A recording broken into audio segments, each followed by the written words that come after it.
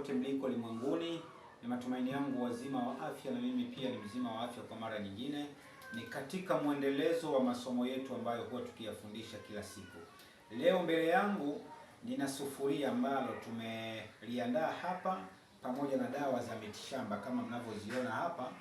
Lakini lengo na madhumuni la dawa hii inayotengenezwa hapa, ndugu zangu, ni dawa ya kuweza kuondosha magonjwa sugu, magonjwa mbalimbali yanayomkabili mwanadamu katika uso wa dunia. Lakini pia magonjwa haya ni yale ambayo tumedili sana na yale, kupambana na yale magonjwa ambayo yanatengenezwa na wenzetu kwa lengo la kuweza kuangamiza Wanaafrika. Na hii ndio tiba yake kikomo. Ni dawa ambayo tuliipa jina la ugonjwa wenyewe walioleta kipindi hicho, hao wakoloni hao ambao mpaka leo wametutawala katika bara la Afrika. Wao walileta jina la ugonjwa, sisi tukatengeneza dawa tukaipa jina la ugonjwa huo, yaani dawa ya kuweza kupambanwa na ugonjwa huo. Hii dawa tunaiita COVID. Ni dawa ambayo kimsingi ilisaidia sana kipindi hicho cha COVID-19 ilivyoingia kipindi hicho. Watu wengi sana walikuwa wakija kuchukua chupa, anaondoka na robo lita, wanagawiwa hapa. Ilikuwa ni bure kabisa. Ilikuwa ikifika sehemu mbalimbali, miji mbalimbali kwa hapa nchini Tanzania, na ilisaidia watu wengi sana, hasa waliokuwa mahospitalini huko na sehemu zingine. Kwa hiyo iliwasaidia kwa kiasi kikubwa sana. Sasa leo tumeenda kuiongezea vionjo vingine, yani mchanganyo wa miti mingine katika upande wa kuweza kuiboresha zaidi, kukabiliana na changamoto yoyote itakayojitokeza kwenye gonjwa lolote litakaloweza kutengenezwa dhidi ya Waafrika. Ndio kazi tuliyokuwa nayo leo hapa.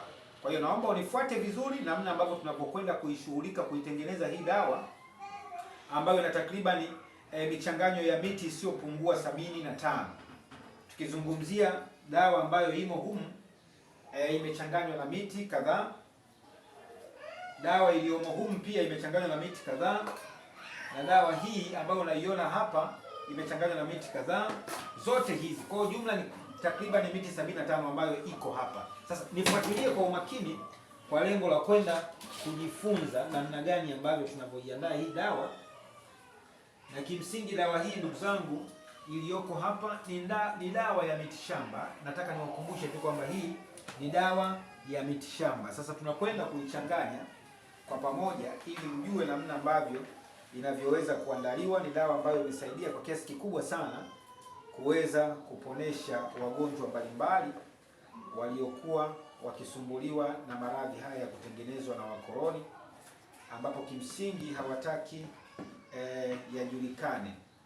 Sasa na sisi mara nyingi Mwenyezi Mungu hajawahi kutuacha vibaya. Na pia niwakumbushe tu Wanaafrika wote kwamba Mwenyezi Mungu sio wa mchezo. Mwenyezi Mungu alimshusha mwanadamu kwenye uso wa dunia, lakini akampa na nyenzo za kuweza kujikimu katika upande wa maradhi mbalimbali pamoja na njaa. Sasa leo hii ni watu tu wa kujisahau. Mchanganyo huu ndio unaofuata wewe India kwenda kutibiwa, na wakati hapa Tanzania tunao uwezo wa kuweza kutengeneza vitu kama hivi na vikaweza kusaidia Waafrika walio wengi huko duniani. Sasa kinachonishangaza ni kwamba Waafrika tumekuwa wapesi wa kuweza kukimbia kwenye mabara yetu ya wenzetu huko China, India, sijui Uganda, sijui wapi, hali ya kuwa sisi wenyewe tunao uwezo wa kutengeneza vitu kama hivi na vikaweza kusaidia Wanaafrika. Sasa tunabaki tunajiuliza, huku ndo shamba lenyewe la bibi Afrika. Huku watu mbalimbali hufika huku wa mataifa ya wenzetu huko kwa ajili ya kuja kuvuna dawa, wanapeleka kwao China, wanapeleka kwao India kwenda kuboresha, na sisi tunazifuata hizo kuzinunua kwa gharama kubwa zaidi. Na wakati tunao uwezo mkubwa wa sisi wenyewe kuzitengeneza na zikaweza kusaidia Waafrika walio wengi. Ni kitu cha ajabu sana. Ndio kwenda kusema kwamba ile kauli ya nini wanasema Waswahili, wanasema kwamba kwenye miti hakuna wajenzi. Yaani kwenye miti hakuna wajenzi. Hiyo kauli ndio inayokwenda kupata maana sasa, kwamba kwenye miti hakuna wajenzi. kwamba tuna kila kitu katika bara letu la Afrika, lakini unakuta watu tunakimbilia Ulaya kwenda kufata matibabu, na matibabu hayo usikute tayari wamekuja kuvuna teknolojia zetu huko Afrika, kuvuna miti yetu na kwenda kuiboresha huko. Mfano mlonge, mwarobaini ni dawa ambazo zimetokea Afrika huku, lakini leo hii wanaenda kutuuzia madawa yaliyotengenezwa na mwarobaini kwa bei kubwa kabisa, na sisi tunakubali. Mfano huu ni mwarobaini, unaingia humu. Kuna mlonge hapa, unaingia humu. Leo hii unaenda kuufuata India, tena unauziwa kwa bei kubwa. Ajabu sana. Lini tutaamka kwa ajili ya kuweza kujikwamua wenyewe? Lini? Tunajitahidi kuweza kupambana sana na Waafrika wenzetu, lakini bado ni vichwa ngumu. Sijui walilogwa na nani. Hiyo ndio kitu ambacho inanishangaza mpaka leo. Sijajua walilogwa na nani. Ni kitu ambayo inanishangaza mpaka leo, ndugu zangu, kuona kwamba Waafrika tunazidi kuwa tegemezi, na wakati tuna rasilimali watu, tuna rasilimali miti, tuna rasilimali madini, tuna rasilimali chuma, tuna rasilimali dhahabu, lakini bado tumekuwa ni tegemezi. Ni jambo la kushangaa sana. Especially ukiangalia hata huko kwenye nchi za Kongo, mapigano yanaendelea huko, wanufaika ni wengine, tunajiua wenyewe.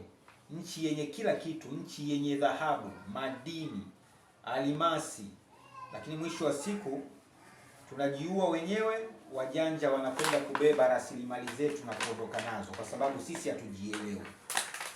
Kwa hiyo sio jambo la ajabu sana, lakini tu ninachowaomba ni sisi kuweza kubadilika na kuweza kutambua kwamba Afrika inao uwezo wa kuweza kuondosha changamoto zote za maradhi ya wanadamu, na wao wakakimbilia Afrika kwa ajili ya kuja kufata matibabu, na sio sisi kukimbilia kwao India na Ulaya huko kwenda kufanya matibabu.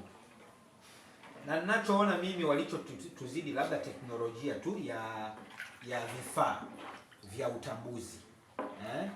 Wametuzidi teknolojia ya vifaa vya utambuzi, kwamba huyu anaumwa tatizo hili, huyu anaumwa tatizo lile, huyu anaumwa tatizo hili, ndio linalomsumbua. Hivyo vifaa kwetu sisi ndio changamoto. Hivyo vifaa kwetu sisi ndio changamoto. Sasa lakini tunayo imani kwamba tukiungana katika nchi za Afrika, vifaa kama hivyo hatuwezi kushindwa kuvitengeneza. Hatuwezi kushindwa kuvitengeneza. Au la, tunaenda tunanunua kwao vifaa vya kuthibitisha magonjwa, tunakuja tunaviweka kwetu, tunatumia dawa zetu kwa ajili ya kuweza kujitibia. Kwani kuna ubaya gani? Hakuna ubaya wa namna yoyote. Lakini tunaenda huko hebu jaribu kufikiria kitu kimoja. Unaenda huko kwa ajili ya kwenda kutibiwa. Unafika huko kwa wale waliotengeneza maradhi.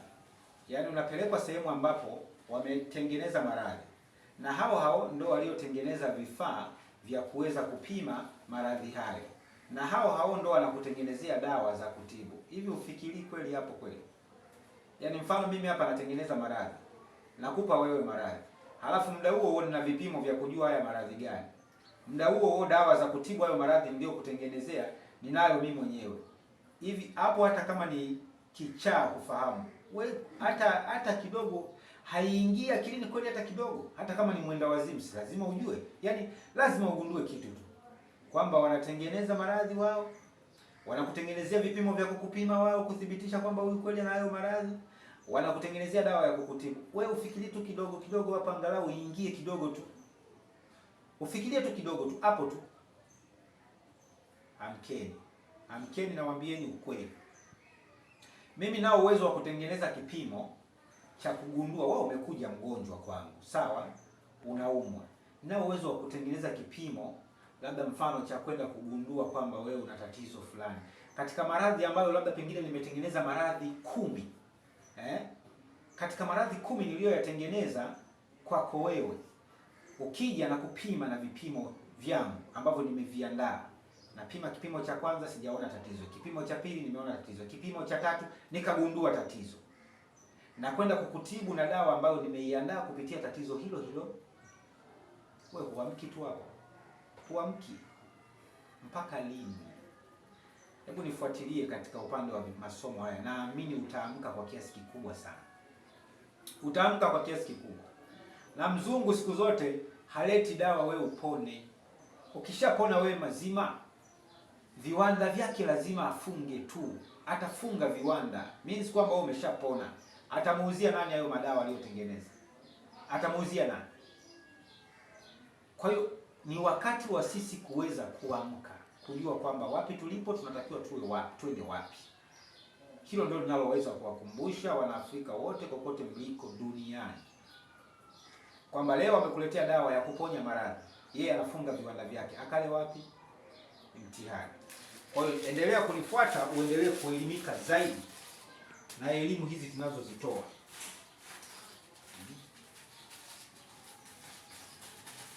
Ndugu zangu, Mungu hajawahi kukosea hata siku moja. Mungu hajawahi kumleta mja wake, hajawahi kumleta binadamu katika ulimwengu wa dunia kwa lengo la kuweza kutaabika, kusumbuka, kuugua na kadhalika. Japo kuna kauli ambazo huwa zimezoeleka, wanakuambia kwamba kila mtu akiugua labda tatizo fulani, mipango ya Mungu. Akifa hata kwa risasi, mipango ya Mungu. Akifa kwa kudungwa sindano, mipango ya Mungu. Hiyo mipango ya Mungu, huyo Mungu kumsingizia kwa kila jambo, kwa kweli hata yeye mwenyewe anachoshwa. Tumeshamsingizia, tumeshampa dhambi nyingi sana Mungu. Dhambi nyingi mno. Kwa sababu kila mtu akipatwa na tatizo lolote la maradhi, mipango ya Mungu. Akipatwa na tatizo lolote labda la hata kama kapigwa risasi, mipango ya Mungu. Kapata ajali, mipango ya Mungu. Jamani, huyo Mungu anashindwa sasa. Huyo Mungu anashindwa. Kuna muda mwingine dhambi tunazombambikia ni nyingi mno. Sasa tumpumzishe na hizo dhambi hizo. Hilo tu mimi ndio ninaloliona. Kuna haja ya kumpumzisha na hizo dhambi ambazo tunamsakizia kila siku. Hazimfai.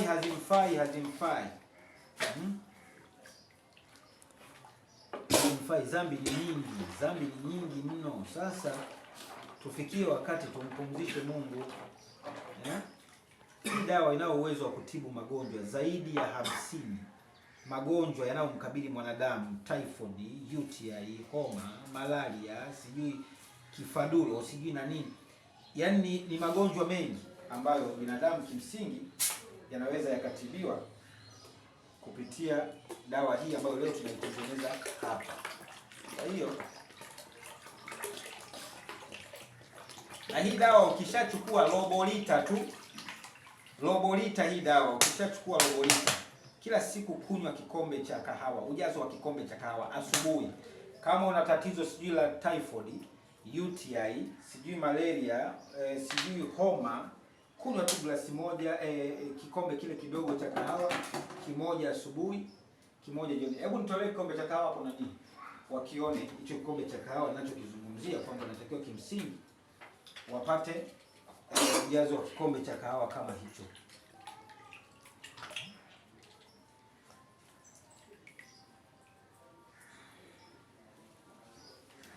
Kikombe cha kahawa ninachokizungumzia ni kama hiki. Hii dawa ukinywa tu hii dozi moja tu gui asubuhi kabla hujala chochote. Jioni tena usiku kabla hujala chakula cha usiku. Bugia hiki kimoja tena kimoja kwa muda wa siku 3. Nenda kapime typhoid. Nenda kapime malaria. Nenda kapime homa. Hata kama ni hizo COVID hizo wanazozisema wao. Tumia tu hiki hapa, hiki. Tumia mara 3 au mara 4, yani siku 3 au siku 4. Nenda kapime huo ugonjwa. Afu utakuja kuniambia. Mara nyingi wala sipendi kuandikia mate, ni vitendo. Wewe kama una tatizo lolote njoo. Tena nitakupa bure pasina hata kuilipia chochote. Kwa lengo tunataka kuprove, tuwatoe watu kwenye minyororo ya utumwa. tuyatoe watu kwenye minyororo ya utumwa, tuwalete katika asili ya Kiafrika, asili ya Mwafrika yenyewe.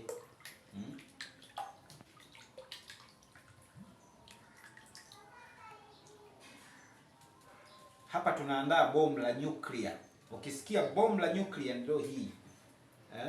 Hii ndio bomu la nyuklia la kwenda kuangamiza magonjwa mbalimbali yasababishwayo na wakoloni walioyaleta kwa lengo la kutuangamiza Waafrika. Kwa hiyo muwe nami katika vipindi vyote unavyovijua wewe, lakini usisahau tu kuweza kusubscribe. Unaposubscribe kwenye chaneli yetu, lakini pia unaposubscribe kwenye ukurasa wangu wa Facebook, kwenye Facebook kule na like. Unapo like kwanza unanipa nguvu ya kuendelea kutoa masomo kama haya yenye akili na tija, lakini pia unakuwa umenisukuma kwa namna moja ama nyingine kusogea mahali. Kwa hiyo hilo tu ndio ombi langu kwenu, muweze kunisapoti kwa njia hiyo tu, inatosha sana. Inatosha sana.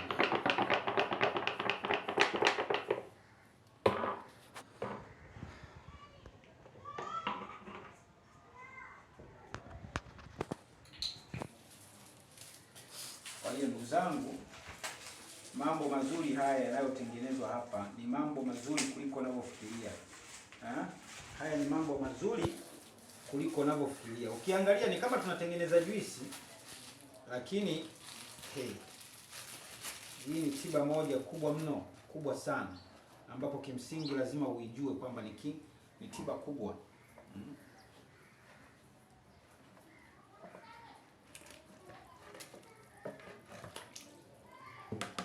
Ni tiba kubwa mno hii tunayoitengeneza hapa. Hili ni bomu la nyuklia kama nilivyotangulia kuweza kuzungumza. Ni bomu la kukabiliana na magonjwa mbalimbali yanayotengenezwa na wanadamu. Kumbuka hiki tunachokitengeneza hapa sio kwa ajili ya kupambana na uadui wa kiroho, yaani uchawi. Hii ni kwa ajili ya kuweza kupambana na magonjwa mbalimbali yatokanayo na wanadamu, sio yatokanayo na wachawi, yatokanayo na wanadamu, nikiwa na maana yanayotengenezwa na wenzetu wa koloni huko na kutuletea kuyamwaga kwenye bara letu la Afrika. Na juzi tu hapa nimepata taarifa kwamba kuna ugonjwa sijui mafua ya nini yameibuka tena huko, na hayo sijui yametupwa sijui kwenye kisiwa gani kwa ajili ya kuja kuenea Afrika. Yaani wao lengo lao tuwatumalize ili kusudi wapate kuweza kuitawala dunia katika nyanja mbalimbali, kutumia sarafu moja, uchumi mmoja. Ni mtihani mkubwa sana. Kwa na sisi tunasema kwamba hatuko tayari, tutapambana mpaka damu yetu ya mwisho kuhakikisha kwamba Afrika inakuwa salama. Haya. Sasa ndugu zangu, mimi nafikiri mchanganyo wangu umekamilika. Sasa hii dawa hii tulioichanganya hapa, hii ni lita 20 tu. Tumeichanganya hapa kama sample uelewe kwamba bomu linatengenezwa namna gani. Na imani utakuwa umevuna kwenye hiki, lakini tuna maandalizi ya kuweza kuandaa zaidi ya lita 100 ziwepo hapa ofisini kwa ajili ya huduma. Sasa huu mchanganyo ambao uko tayari hapa, kinachofanyika hapa, huu mchanganyo unalala takriban kama siku 2 ioze. Ikishaoza sasa, hii tunaenda kuikamua. Mfano leo ni juma ngapi? Leo ni Jumapili, Jumatatu na Jumanne. Jumanne ndio inakwenda kukamuliwa, au Jumatano asubuhi inakamuliwa, inachujwa vizuri special kwa tiba tayari. Kwa hiyo ndugu zangu, asanteni kwa niaba ya wote mlioshiriki kuweza kufuatilia kipindi hiki. Nafikiri mtakuwa mmeelimika vizuri sana kwa elimu hii ambayo tumeielezea hapa. Asanteni, tukutane katika vipindi vingine vya faida kama hivi.